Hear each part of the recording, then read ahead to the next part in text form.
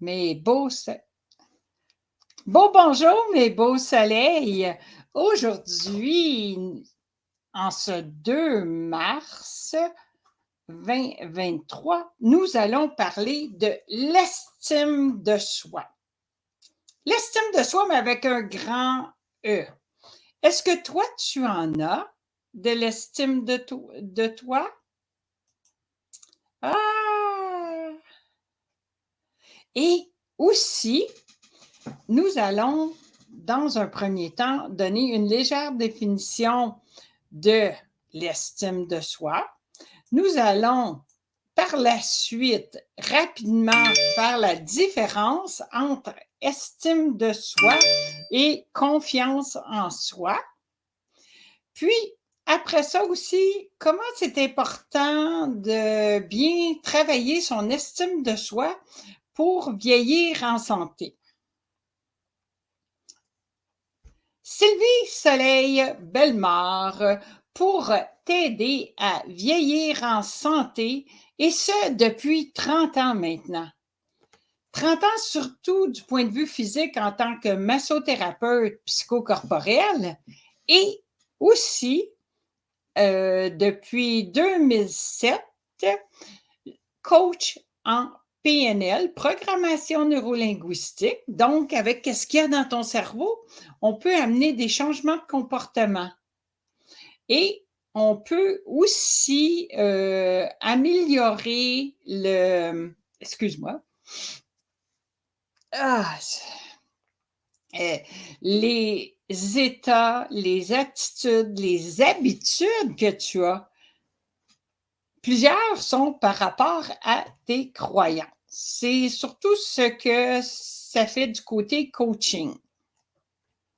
Puis, ma mission, c'est de t'amener justement vers un nouvel horizon en te donnant des trucs super simples, des outils pour que tu sois capable de vieillir en santé, vieillir sans trop souffrir. Maintenant, rentrons dans le vif du sujet. Bonjour à toi qui es là. Voilà, l'estime de soi. Qu'est-ce que c'est principalement l'estime de soi? La définition, c'est surtout la valeur qu'on se donne. Cette estime de soi a été faite surtout par tes parents. Ben oui, les premières personnes qui sont occupées de toi, quand ils te disaient « Oh oui, mon beau Régent, tu fais bien », tu augmentais l'estime de soi et comme tu voulais avoir une récompense de tes parents puis être aimé, tu répétais ce que tu venais de faire. Puis c'est le regard de tes parents, puis après, ça a été le regard d'autrui, des autres personnes qui étaient plus proches, de la famille immédiate. Quand on grandit, après, on a nos collègues d'école. Pour changer plus tard, dans notre vie adulte, à vouloir gagner l'estime de nos compères, nos compagnons de travail. Donc, si tu veux être heureux, ben, il va falloir que tu apprennes à savoir qu'il peut y avoir aussi une façon négative de voir l'estime de soi. Et ceci s'appelle la peur du rejet. C'est le grand ennemi de l'estime de soi. Est-ce que toi, tu manquerais d'estime de toi parce que principalement, tu es en captivité avec ce besoin d'être aimé à tout prix. Puis on se sent souvent menacé par les autres aussi. Donc, il faut faire des plus pour être le moins critiqué possible. Car quand on est critiqué, contrairement à l'exemple que je t'ai donné pour le petit bébé, bien à ce moment-là, ça baisse notre estime de soi. On est de moins en moins sûr de soi et à ce moment-là, on va développer une faible estime de soi. Puis, quelle serait la plus grande différence entre estime de soi, d'un côté, et de l'autre côté, la confiance en soi? L'estime de soi, c'est la valeur que l'on s'accorde, tandis que la confiance en soi, c'est de passer à l'action, d'être capable d'établir un projet, d'être capable de se nourrir avec de l'action. C'est une action qu'on peut se faire pour une réussite. Et toutefois, s'il y avait un échec, souvent, dans la confiance en soi, contrairement à l'estime, nous allons regarder qu'est-ce qui s'est passé et à ce moment-là, apprendre de nos leçons, apprendre de nos erreurs. Puis, pardon, ta croyance à ce moment-là principale va être « je peux réussir ». Je vais regarder ce que j'ai fait, je vais observer et je vais refaire une autre fois. Et bonjour! Ah, tu viens juste de te brancher. Aujourd'hui, on parle de l'estime de soi et de la différence qu'il y a aussi un petit peu avec la confiance en soi.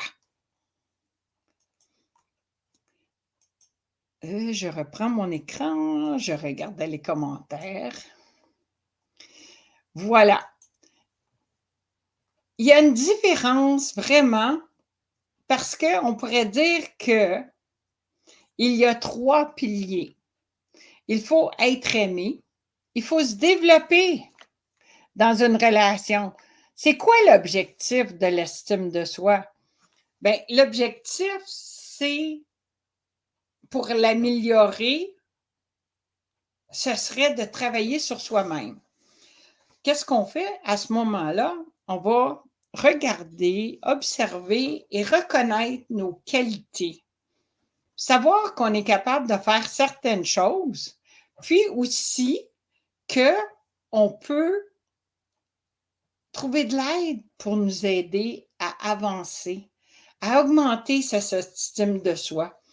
Et principalement, c'est une des raisons pour lesquelles je fais cette vidéo-là aujourd'hui, plutôt que de faire un exercice avec un petit aspect de coaching. Aujourd'hui, j'ai fait un coaching au complet car dernièrement, dans les dernières semaines, j'ai eu 3 clientes qui avaient des problèmes d'estime de soi. Ça peut être autant physique pour une qui avait un peu d'embonpoint, qui ne se glorifiait pas, qui avait vraiment une petite estime de soi. Elle pouvait trouver plusieurs choses à améliorer. Et quand je lui ai demandé qu'est-ce qu'elle aimait d'elle-même, bien, elle s'est mise à pleurer. Ça m'a touchée vraiment. À ce moment-là, j'ai dit, je vais faire un petit live dessus. Ça. J'ai aussi eu une autre personne qui a sa façon à elle de vivre en couple avec son mari et qui justement avait une très belle estime de soi. Une belle façon aussi d'éduquer son enfant. Son estime de soi était vraiment très,